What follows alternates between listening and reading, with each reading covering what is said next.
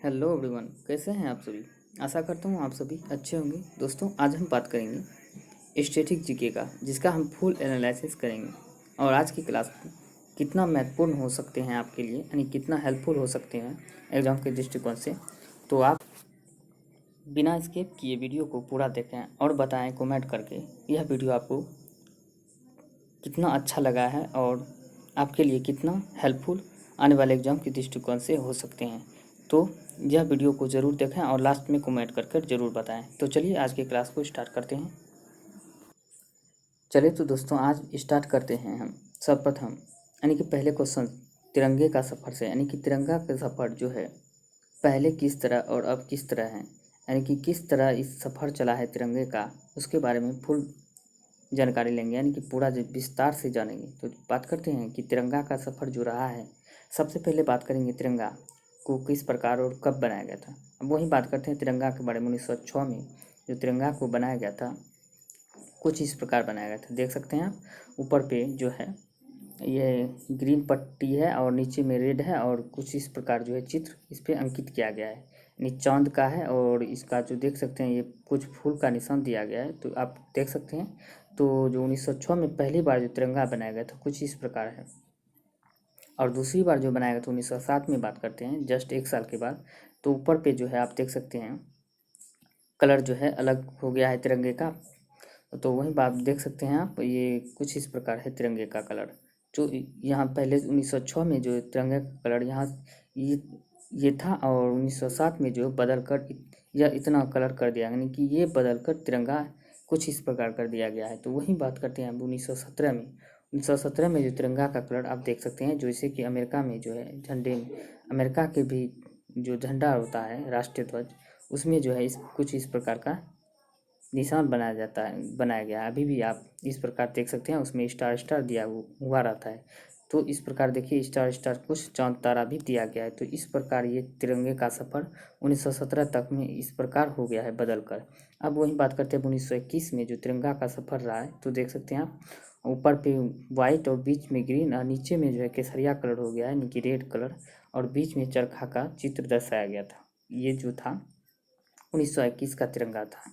तो अब वही बात करते हैं 1921 के बाद 1931 में जो झंडा तिरंगा बनाया गया था, तो बीच में जो है यानी कि वाइट में, यानी कि चरखा का चित्र दर्शाया गया, ऊपर पे जो है केसरिया और नीचे में ग्रीन कलर का तिरंगा इस प्रकार बनाया गया था। 1931 की बात कर रहे हैं अब 1931 के बाद जो सफ़र चला है तिरंगे का, जो अभी तक चल रहा है, तो ये जो देख सकते हैं जो 1947 में जो बनाया गया तिरंगा, ऊपर पे केसरिया और बीच में वाइट और जो है चक्र को दर्शाया गया है, और नीचे में जो है ग्रीन कलर को दर्शाया गया। तो ये जो तिरंगा जो 1947 के बाद जो बना, जो अभी तक चल रहा है, तो यह तिरंगा लास्ट, और तिरंगा का सफ़र जो है ये लास्ट रहा है। यानी कि कुल जो है अभी तक में जो इससे पहले जो है तिरंगा से पहले 5 तिरंगा पहले बना जा चुके हैं, पहले दूसरे तीसरे चौथे पाँचवें, इस प्रकार से जो इसमें बदलाव होते रहे हैं। यानी कि जिस प्रकार आदमी मनुष्य में जो है पूरा पाषाण काल में कैसे थे, नवपाषाण में काल में कैसे थे, जैसे जैसे आदमियों में परिवर्तन होते गया,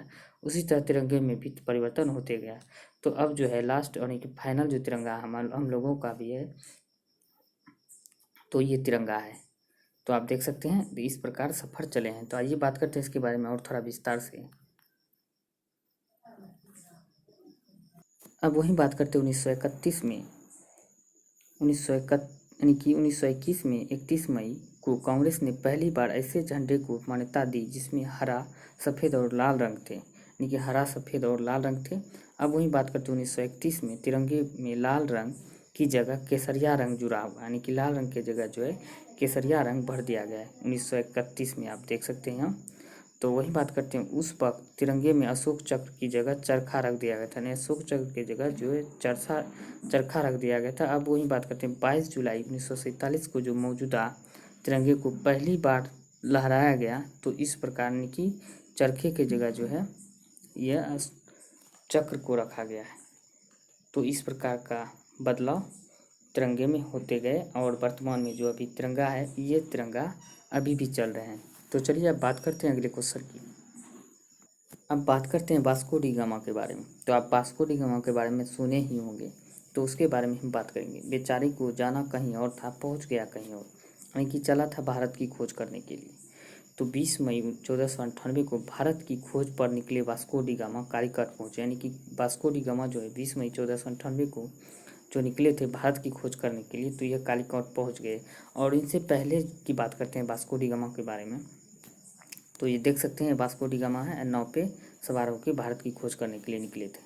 और वहीं बात करते हैं 20 मई 506 को 1506 को 20 मई 1506 को नाविक क्रिस्टोफर कोलंबस का 54 साल की उम्र में निधन हो गया। यानी कि इसके जो साथ जो नाविक थे क्रिस्टोफर कोलंबस, वो 54 साल में इसका निधन हो गया 1506 ईस्वी में। लेकिन ये जो बेचारे चले थे भारत की खोज करने के लिए, लेकिन भटक कर जो है 1492 को भारत की खोज पर निकले कोलंबस ने अमेरिका की खोज की। यानी कि कोलंबस जो था भारत की खोज करने के लिए निकला था, लेकिन वह किसका खोज कर लिया, तो अमेरिका का खोज कर लिया। तो क्रिस्टोफर कोलंबस को ही अमेरिका का जन्मदाता यानी कि खोज करने वाला माना जाता है। तो यही पहले सबसे पहले जो निकला था भारत की खोज करने के लिए, इसका बेचारा जो है बेचारे को का तो यह खोजते खोजते यानी कि रास्ते में इसका प्राण निकल गए। तो यानी कि यह अमेरिका पहुंच गया और इसकी जो है मृत्यु 1506 ईस्वी में हो गया। उसके बाद जो है वास्को डी गामा चला। वास्को डी गामा की बात करते हैं तो यह 20 मई 1498 ईस्वी को भारत की खोज करने के लिए निकले और वास्को डी गामा कालीकट पहुंच गए। अब बात करते हैं वास्को डी गामा। भारत की खोज पर वास्को डी गामा निकले थे। यानी कि 8 जुलाई 1497 ईस्वी को भारत का समुद्री रास्ता खोजने के लिए निकला था। यानी कि भारत का जो है समुद्री रास्ता खोजने के लिए निकला था, यानी कि निकले थे वास्को डी गामा। तो ये जो है निकले थे समुद्री रास्ता खोजने के लिए भारत का। वहीं काफिले में 4 बड़े जहाज और सैकड़ों नावों पर सवार थे 170 लोग। यानी कि 4 बड़े जहाज थे जो खोज करने के लिए निकले थे। इनके साथ में 4 बड़े जहाज थे और सैकड़ों नावों पर सवार थे 170 लोग। यानी कि सैकड़ों नाव थे इसके साथ में, 170 लोग उस पर सवार थे। और 20 मई 1498 ईस्वी को कालीकट तट पर पहुंच गए वास्को डी गामा। यानी 20 मई 1498 ईस्वी को केरल के कालीकट यानी कि स्थान पर वास्को डी गामा पहुंच गए। और वास्को डी गामा का कुछ इस प्रकार सफ़र रहा था, जिसमें वह भारत की खोज करने के लिए सफल हो गए थे। वहीं बेचारे क्रिस्टोफर कोलंबस की बात करते हैं तो निकले थे भारत की खोज करने के लिए। तो बेचारे पहुंच गए अमेरिका पहुंच गए तो अमेरिका का खोज कर लिया और भारत की खोज कर भी नहीं सके और बीच में ही उसकी मृत्यु हो गया। अब बात करते हैं भारत रत्न पाने वाले पहले विदेशी मोदीबा। यानी कि पहले विदेशी मोदीबा के बारे में बात करेंगे। तो इसका जो जन्म है यानी कि मोदीबा की बात करते हैं तो यह नेल्सन मंडेला इसको कहा जाता है। यानी कि भारत रत्न पाने वाले पहले विदेशी थे नेल्सन मंडेला, जिसका जन्म 18 जुलाई 1918 में हुआ था। और मृत्यु की बात करें तो 3 दिसंबर 2013 में इनका मृत्यु हुआ था। देख सकते हैं यह नेल्सन मंडेला का चित्र है। ये नेल्सन मंडेला है और इन्हीं का दिवस यानी कि इसका जन्म दिवस जो है बहुत बार एग्जाम में पूछे जाते हैं। नेल्सन मंडेला दिवस कब मनाया जाता है? 18 जुलाई को नेल्सन मंडेला दिवस मनाया जाता है। और यह जो है पहले विदेशी नागरिक थे जो भारत रत्न पाने वाले पहले विदेशी नागरिक थे। और यह क्यों खास है तो इसके बारे में हम बात करेंगे। अब बात करते हैं दक्षिण अफ्रीका में नेल्सन मंडेला ने रंग भेद के खिलाफ संघर्ष किया और उसे खत्म कर दिया। पूरी दुनिया में मंडेला के जन्म दिन यानी कि 18 जुलाई को मान्यता है मंडेला दिवस। यानी कि 18 जुलाई को पूरी दुनिया में नेल्सन मंडेला दिवस मनाया जाता है। अब वहीं बात करते हैं 1990 में मंडेला को भारत रत्न से सम्मानित किया गया था और यह सम्मान पाने वाले पहले विदेशी नागरिक थे। और मंडेला की बात करते हैं तो 1993 में नेल्सन मंडेला को नोबेल शांति पुरस्कार से भी सम्मानित किया गया था। और क्यों किया गया था? क्योंकि दक्षिण अफ्रीका में इन्होंने रंग भेद के खिलाफ संघर्ष किया और संघर्ष करके उसे ख़त्म कर दिया। इसी के लिए इसे नोबेल पुरस्कार और भारत रत्न पुरस्कार भी दिए गए थे। अब बात करते हैं अगले क्वेश्चन की। अब बात करते हैं दुनिया की छत पर चीन का कब्जा। यानी कि दुनिया की छत पर की बात करते हैं चीन का कब्जा है। यानी कि दुनिया की छत कहे जाने वाले पामीर का पठार जो कि तिब्बत में स्थित है उसको पे चीन का भी कब्जा है। यानी कि 1912 में तिब्बत ने खुद को स्वतंत्र घोषित किया था 1912 ईस्वी में। और बात करते हैं 1950 में चीन ने तिब्बत पर हमला कर दिया। 1950 में जो है चीन ने तिब्बत पर हमला कर दिया, ये धोखेबाज चीन। और वहीं धोखेबाज ने 1951 में एक समझौते के साथ तिब्बत आधिकारिक तौर पर चीन का हिस्सा बना लिया, यानी कि धोखेबाज ने जो है एक समझौता किया 1951 में, उसके तहत जो है तिब्बत को आधिकारिक तौर पर चीन का हिस्सा बना लिया। अब वही बात करते हैं, भारत से चलती है तिब्बत की निर्वासित सरकार, यानी कि जो तिब्बत की जो निर्वासित सरकार है भारत से ही चलता है, यानी कि वहाँ जो सरकार जो सेलेक्ट होकर यहाँ बात करते हैं भारत में हिमाचल प्रदेश के धर्मशाला में इसका मुख्यालय है। यानी तिब्बत की सरकार का मुख्यालय की बात करें तो भारत के धर्मशाला, हिमाचल के धर्मशाला में इसका मुख्यालय है, यहीं से वह तिब्बत की सरकार चलाते हैं। और यह जो है तिब्बत की सरकार को जो भारत के द्वारा ही संरक्षण प्रदान किया जाता है, नहीं तो तिब्बत को कब का कब चीन धोखेबाज जो है अभी अपना, यानी कि उसको पूरी तरह से चाइनीज बना दिया होता। अब बात करते हैं सागरमाथा पर साहस का तिलक, यानी सागरमाथा पर जो है साहस का तिलक जो है चलाया गया था। सागरमाथा की बात करते किसे कहा जाता है तो उसके बारे में हम जानेंगे। तो चलिए, सागरमाथा जो है यह माउंट एवरेस्ट को सागरमाथा के नाम से जाना जाता है। न्यूजीलैंड के एडमंड हिलरी और नेपाल के तेंजिंग नोर्गे 29 मई 1953 को 29,032 फीट ऊंचे एवरेस्ट शिखर पर पहुंचे थे, यानी कि 29,032 फीट ऊंचे एवरेस्ट शिखर पर पहुंच गए थे और पहले व्यक्ति थे जो एवरेस्ट शिखर पर पहुंचने वाले थे। यानी कि कौन, अब ये कई बार एग्जाम में पूछे जाते हैं, कौन से पहले व्यक्ति जो एवरेस्ट शिखर पर फतह हासिल किए थे, यानी कि एडमंड हिलरी और तेंजिंग नोर्गे। एडमंड हिलरी की बात करते हैं न्यूजीलैंड के हैं, तेंजिंग नोर्गे की बात करते हैं नेपाल के थे। अब वही बात करते हैं माउंट एवरेस्ट को संस्कृत और नेपाली में सागरमाथा कहा जाता है। अगर आपको पूछे माउंट एवरेस्ट को संस्कृत और नेपाली भाषा में क्या कहा जाता है तो सागरमाथा कहा जाता है। और तिब्बत में वहीं माउंट एवरेस्ट को चोमोलुंगा कहा जाता है, यानी चोमोलुंगा तिब्बत में कहा जाता है, चीनी में इसको जुमुलुंगा कहा जाता है। चीन में धोखेबाज का एक अलग ही भाषा अपना होता है, जोमुलुंगा फैंग भी कहा जाता है, चीन में जोमुलुंगा फैंग भी कहते हैं। अब बात करते हैं अगले क्वेश्चन की। अब बात करते हैं उदत मानदंड पत्रिका के बारे में, यानी कि उदत मानदंड पत्रिका हिंदी पत्रिका के सूर्य का उदय हुआ था। यानी कि उदत मानदंड पत्रिका जो है हिंदी पत्रकारिता के सूर्य का उदय है, यानी कि सूर्य का उदय के रूप में इसे जाना जाता है। वहीं बात करते हैं 30 मई 1826 में 30 मई 1826 को पहला हिंदी अखबार उदत मानदंड प्रकाशित हुआ था। और यह जो प्रकाशित हुआ था पंडित जुगल किशोर शुक्ल ने इसे शुरू किया था, यानी कि इसको जो पहली बार शुरू किया गया था पंडित जुगल किशोर शुक्ल के द्वारा शुरुआत किया गया था किसका, तो उदत मानदंड अखबार का। अब वही बात करते हैं 1827 में आर्थिक तंगी के कारण इस अखबार को बंद करना पड़ा, यानी कि आर्थिक तंगी के कारण 1827 में यह अखबार उदत मानदंड को बंद करना पड़ा। अब वही बात करते हैं अगले क्वेश्चन की। अब बात करते हैं ऑल इंडिया रेडियो की। तो ऑल इंडिया रेडियो के आप देख सकते हैं जो पहले जो कुछ इस प्रकार हुआ करता था। आइए इसके बारे में विस्तार से जानते हैं।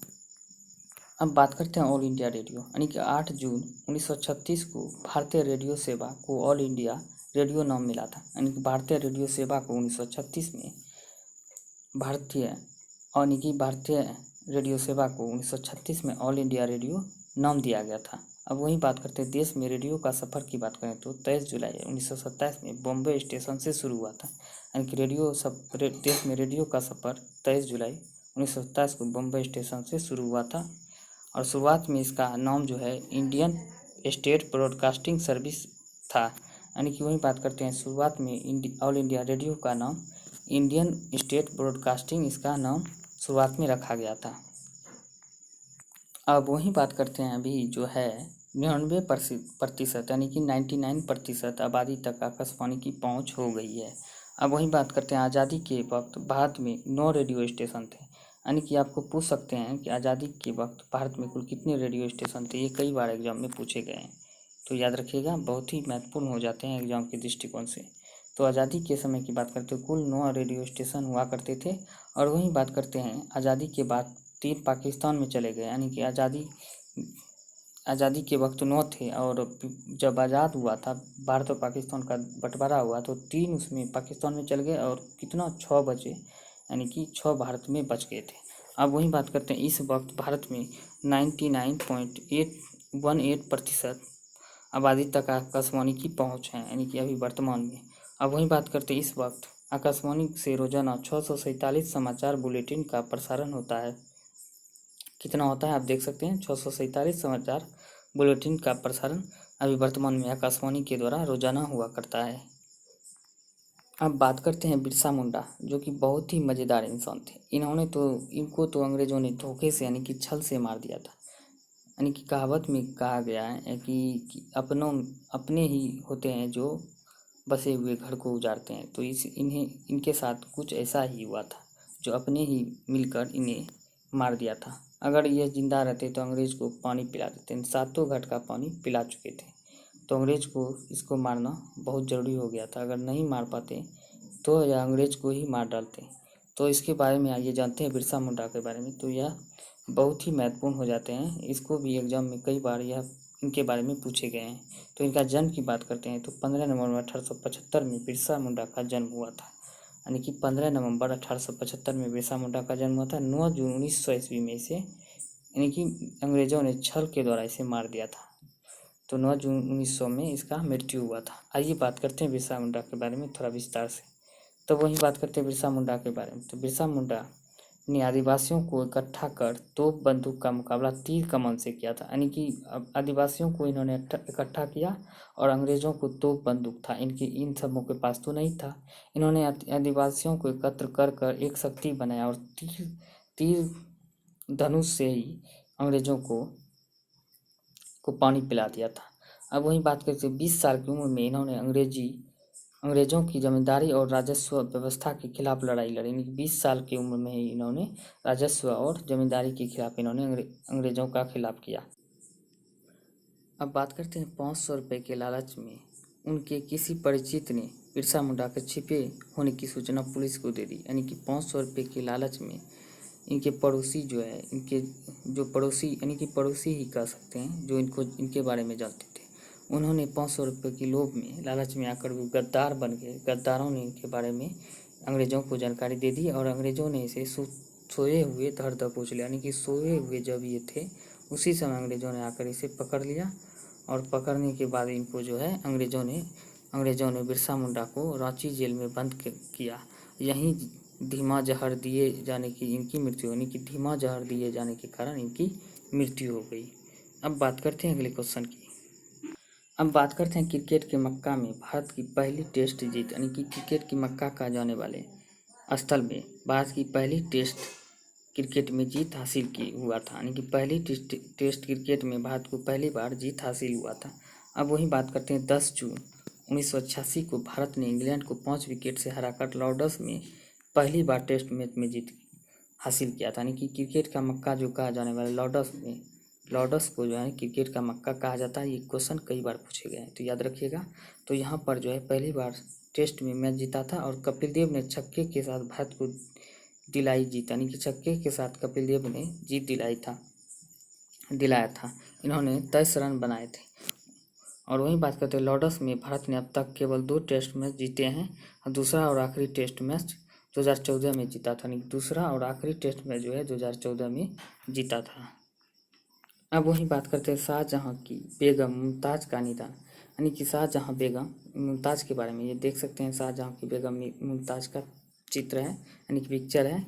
तो उसके बारे में हम जानते हैं कि शाहजहाँ अपने 14 बच्चों को जन्म देने के बाद, यानी कि यह जो है शाहजहाँ जो है, यानी कि शाहजहाँ की मुमताज़ महल जो है अपने 14 बच्चों को जन्म देने के बाद 17 जून 1631 को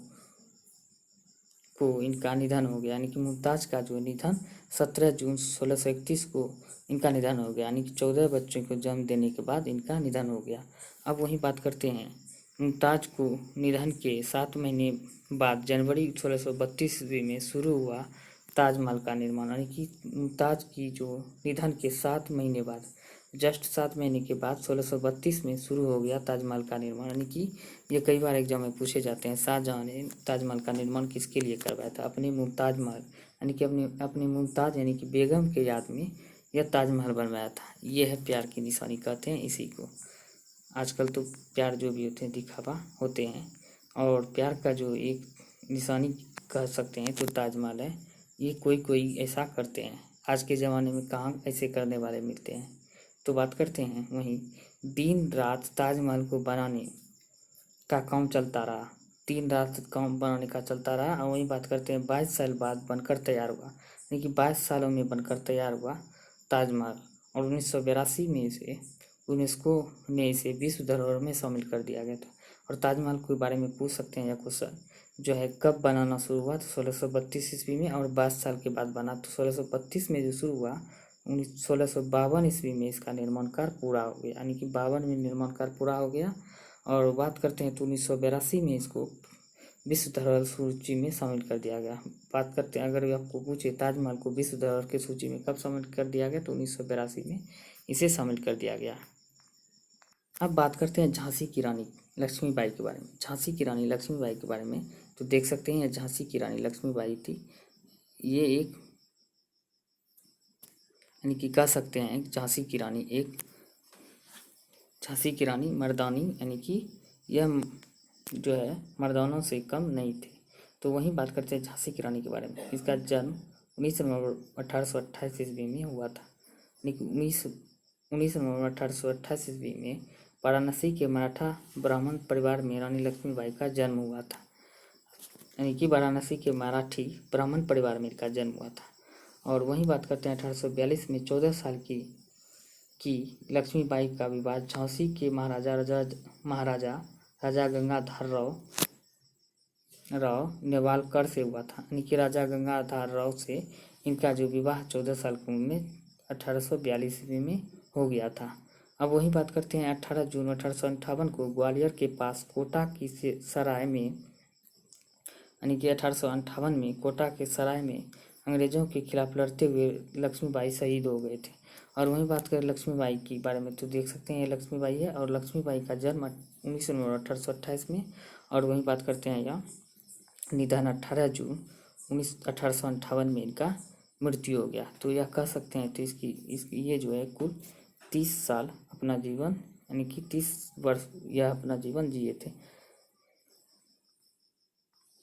अब बात करते हैं धरती सूर्य का चक्कर लगाती है, यानी कि धरती सूर्य का चक्कर लगाती है, यह इतिहास कितना पुराना है और यह सबसे पहले किसने कहा था, इसके बारे में हम विस्तार से जानेंगे। तो बात करते हैं ये बताने पर मिली उम्र भर की नज़रबंदी, यानी कि यह जो बताया था धरती सूर्य का चक्कर लगाती है, यही बताने में इसको उम्र भर का नज़रबंदी मिला था। अब वहीं बात करते हैं गैलीलियो ने सबसे पहले बताया कि यानी कि सबसे पहले बताया कि पृथ्वी सूर्य के चारों ओर चक्कर लगाती है। इसे चर्च ने, यानी कि यही कहने पर इसे चर्च ने ईश्वरीय किताबों का अपमान माना था, यानी कि यही जो कहा था इसने पहली बार, तो इसे चर्च ने ईश्वरीय किताबों का अपमान माना था।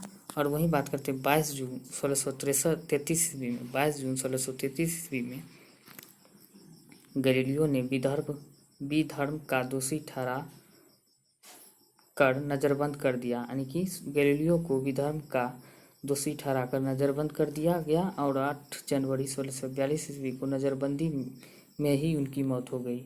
8 जनवरी 1642 ईस्वी में नज़रबंदी में ही उसका मौत हो गया। नज़रबंदी का मतलब आप समझ सकते हैं, उसे कैद कर लिया गया था, कैद करके ही रख दिया गया था, और कैद के दरमियान भी इनका मृत्यु हो गया। तो देख सकते हैं ये गैलीलियो है, और यह जो पहली बार इन्होंने बताया था कि पृथ्वी सूर्य का चक्कर लगाती है। और वहीं बात करते हैं 31 अक्टूबर 1992 को चर्च ने अपनी गलती मानी, यानी कि इनके मरने के बाद में वही कहावत है, सांप गई बिल में, लाठी जो है बाद में पीटने से क्या फ़ायदा, वही हो गया कहावत के अनुसार से ही 31 अक्टूबर 1992 में को चर्च ने अपनी गलती मानी और कहा गैलीलियो का सिद्धांत सही था। तब से माना जा रहा है कि गैलीलियो जो कहा था उसका सिद्धांत बिल्कुल सही था। अब बात करते हैं अगले क्वेश्चन की। अब वही बात करते हैं पहले एटीएम का शुरुआत कहाँ हुआ था और किसने किया था, इसके बारे में हम चर्चा करेंगे। तो बात करते हैं पहले एटीएम की शुरुआत की तो 27 जून 1967 ईस्वी को लंदन के बार्कलोज बैंक में खोला गया था पहला एटीएम, यानी कि लंदन के बार्कलोज बैंक में पहली बार जो एटीएम खोला गया था। तो कब खोला गया था? 27 जून 1967 में।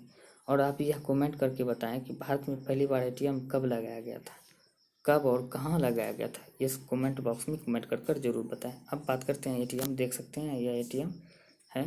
अब वही बात करते हैं एटीएम मशीन जो बात करते हैं शुरुआत में इस मशीन में एक बार में अधिकतम 10 पाउंड ही निकाले जा सकते थे, यानी कि इस मशीन से जो है एक बार में 10 पाउंड ही निकाले जा सकते थे।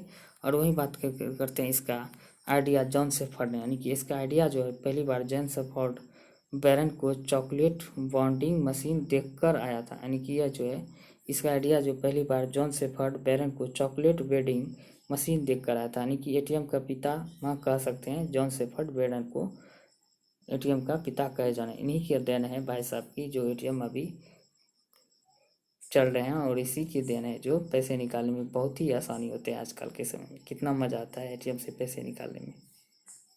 अब बात करते हैं इतिहास के बारे में, तो यानी कि इतिहास की बात करते हैं तो 125 साल पहले जो है आज ही के दिन मार्कोनी को मिला था, यानी कि 125 साल पहले मार्कोनी ने रेडियो के लिए पेटेंट, यानी कि इस आविष्कार ने दुनिया में संचार क्रांति में जन्म दे दिया, यानी कि जी मार्कोनी ने जो पहली बार रेडियो का खोज किया था। आप देख सकते हैं ये जी मार्कोनी है, इन्हीं की खोज ने सर्वप्रथम जो इन्होंने खोज किया था और इसी की खोज ने पहली बार यह क्रांति ला दी थी, संचार के क्षेत्र में क्रांति। अब वही बात करते हैं 2 जुलाई 1896 को वैज्ञानिक मार्कोनी को रेडियो के लिए पेटेंट मिला था, यानी कि रेडियो के लिए इसे पहली बार इन्होंने खोज किया था। और वही बात करते हैं मार्कोनी के नाम कम्युनिकेशन टेक्नोलॉजी से जुड़े करीब 800 पेटेंट है। और वही बात करते हैं 1909 में मार्कोनी को नोबेल पुरस्कार से सम्मानित किया गया था, यानी कि इन्हीं की खोज के लिए मार्कोनी को 1909 में नोबेल पुरस्कार से सम्मानित किया गया था। यानी कि रेडियो के बारे में याद करना बहुत ही आसान है कि यानी कि रेडियो का खोज किसने किया था, तो मार्कोनी। यानी कि रेडियो अगर आपका ख़राब हो जाता है तो मार्कोनी यानी कि मार्कोनी मारते हैं, तो कोहनी मारते मारते रेडियो को ठीक कर देते हैं। तो इसीलिए रेडियो के आविष्कार की बात करते हैं तो मार्कोनी, यानी कि रेडियो ख़राब हो गया तो मार्कोनी देते रहिए कोहनी। तो याद रखना बहुत ही आसान है। तो चलिए अब अगले क्वेश्चन की ओर बढ़ते हैं और थोड़ा विस्तार से जान लेते हैं मार्कोनी के बारे में। तो इटली के एक बेहद मशहूर भौतिक विज्ञानी थे, यानी कि मार्कोनी जो है इटली के एक बेहद मशहूर विज्ञानी थे। और ग्यूलेमो मार्कोनी यानी कि गुलेल्मो मार्कोनी ने इलेक्ट्रोमैग्नेटिक तरंगों के जरिए एक जगह से दूसरी जगह मैसेज पहुंचाने के बारे में सोचा था, यानी कि इलेक्ट्रोमैग्नेटिक के जरिए जो एक जगह से दूसरी जगह मैसेज पहुंचाने के बारे में सोचा था। इसके लिए इन्होंने एक यंत्र बनाया जिसके जरिए कुछ दूरी तक एक जगह से दूसरी जगह संदेश भेजा जा सकता था। इस यंत्र में यानी कि इस यंत्र में एक सेंडर और एक रिसीवर था। सेंडर में इलेक्ट्रोमैग्नेटिक तरंगें छोड़ी जाती थी और रिसीवर उन्हें पकड़ लेता था। इन्हीं की शुरुआत के साथ साथ यह बहुत ही ज़्यादा आज रेडियो डेवलप हो गए और इन्हीं की देन है जो रेडियो का आविष्कार हुआ था। अब बात करते हैं अगले क्वेश्चन की। अब बात करते हैं बाल गंगाधर तिलक के बारे में, यानी लेख बने गिरफ्तारी की वजह, यानी कि तिलक का जो लेख बने थे इनके गिरफ्तारी की वजह। अब बात करते हैं 3 जुलाई 1960 को अंग्रेजों ने बाल गंगाधर तिलक को क्रांतिकारी के पक्ष में लिखने पर गिरफ्तार कर लिया था, यानी क्रांतिकारी के पक्ष में इन्होंने लिखे थे और इन्हीं के कारण इसे गिरफ्तार कर लिया गया था अंग्रेजों के द्वारा। और तिलक को 6 साल की सजा हो गया यानी कि सुनाई गई थी। जेल में रहने के दौरान ही इन्होंने गीता रस नामक किताब लिखी थी, यानी कि ये जो क्वेश्चन है बहुत ही महत्वपूर्ण है, यानी कि यह पूछे जाते हैं एग्जाम में। गीता रस पुस्तक का रचना कहाँ में बाल गंगाधर तिलक के द्वारा किया गया था, यानी कि किस जगह पे किया गया था, तो यह जेल में किया गया था। तो बात याद रखिएगा, बहुत ही महत्वपूर्ण हो जाते हैं। चलिए अगले क्वेश्चन की ओर बढ़ते हैं। अब बात करते हैं ब्रिटेन की संसद में पेश हुआ था भारत की आज़ादी का एक्ट, यानी कि ब्रिटेन की संसद में भारत की आज़ादी का एक्ट पेश हुआ था। और वही बात करते हैं 14 दिन बाद पास हुआ था, 14 दिन बाद पास हुआ था और 42 दिन बाद मिली थी देश को आज़ादी, यानी कि 14 दिन के बाद पास हुआ और 42 दिन के बाद देश को आज़ादी मिला। अब बात करते हैं हिंदुस्तान की आज़ादी एक्ट के बारे में। तो 4 जुलाई 1947 को ब्रिटिश पार्लियामेंट में इंडियन इंडिपेंडेंट एक्ट पेश किया गया था, यानी कि यह एग्जाम बात करते हैं बहुत ही महत्वपूर्ण हो जाते हैं। इंडियन इंडिपेंडेंट एक्ट कब पेश हुआ था, यानी कि ब्रिटिश पार्लियामेंट में 4 जुलाई 1947 को पेश हुआ था। और इस एक्ट में भारत की आज़ादी और नए देश पाकिस्तान को बनाने का प्रस्ताव था। यानी कि इसी एक्ट के दौरान भारत की आज़ादी के साथ साथ नए देश का यानी कि भारत से अलग एक नए देश पाकिस्तान बनाने का प्रस्ताव रखा गया था। अब वहीं बात करते हैं 18 जुलाई 1947 को ब्रिटिश पार्लियामेंट ने इस एक्ट को पास किया था। यानी कि इस एक्ट को पास कर दिया और भारत को आज़ादी मिल गई और इससे अलग एक धोखेबाज देश पाकिस्तान का उदय हो गया। तो चलिए बात करते हैं अगले क्वेश्चन की।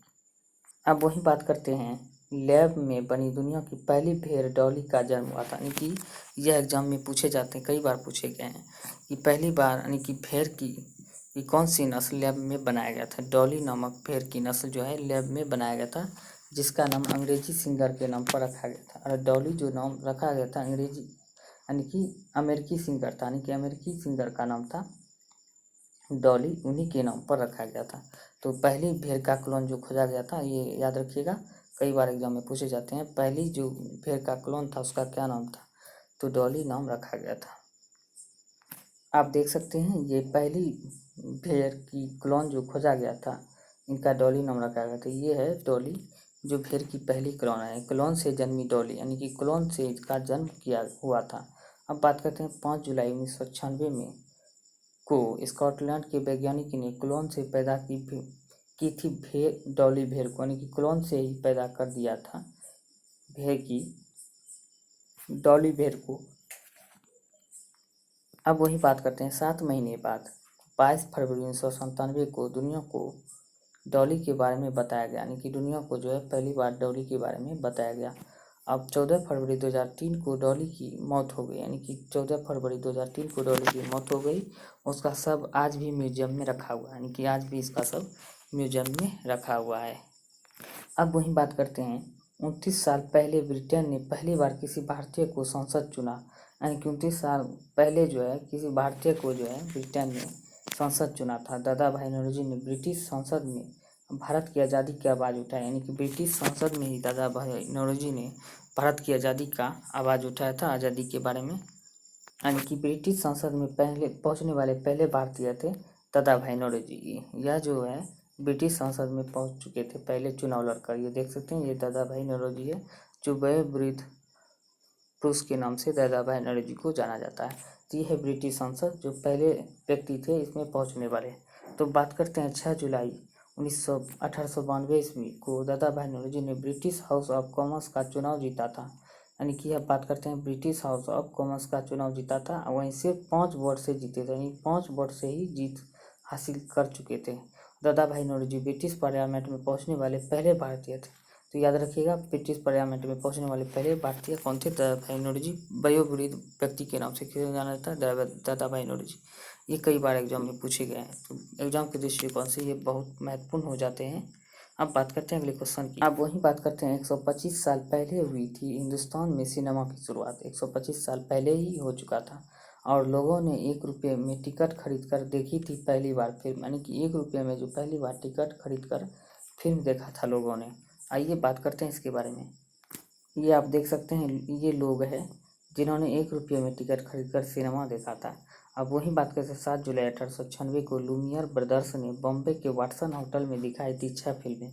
लुमियर्स ब्रदर, यानी कि ये लोग नहीं है, ये लुमियर्स ब्रदर है जिन्होंने 1896 ईस्वी को बॉम्बे के वाटसन होटल में दिखाई थी 6 फिल्में दिखाई थी। अब वही बात करते हैं दोनों भाइयों ने 14 जुलाई 1896 को नोवेल्टी थिएटर में भी दिखाई थी 24 फिल्में, यानी कि 14 जुलाई को जो है 1896 नोवेल्टी थिएटर में दिखाई थी 24 फिल्में। और वहीं 7 जुलाई 1896 को बम्बई के वाटसन होटल में 6 फिल्में दिखाई गई थी। टिकट की कीमत मात्र 1 रुपये रखा गया था। लोगों की बहुत ही ज़्यादा भीड़ उमड़ा होगा उस समय, क्या नज़ारा हुआ होगा उस समय के सिनेमा का। तो चलिए बात करते हैं अगले क्वेश्चन की। उम्मीद करते हैं कि ये श्रृंखला आपको पसंद आ रही होंगी। कमेंट सेक्शन में ज़रूर बताएं। अगर आपको अच्छा लगेगा तो इस तरीके से हम लोग इसे जारी रखेंगे और आने वाले समय में हमारा प्रयास यही रहेगा ताकि आप किसी भी एग्ज़ाम से पहले आपकी तैयारी बेहतर हो। साथ ही साथ आप किसी भी एग्ज़ाम से पहले रिवीजन कर ले तो मैक्सिमम आपके प्रश्न एग्ज़ाम में यहाँ से आ सकते हैं। धन्यवाद।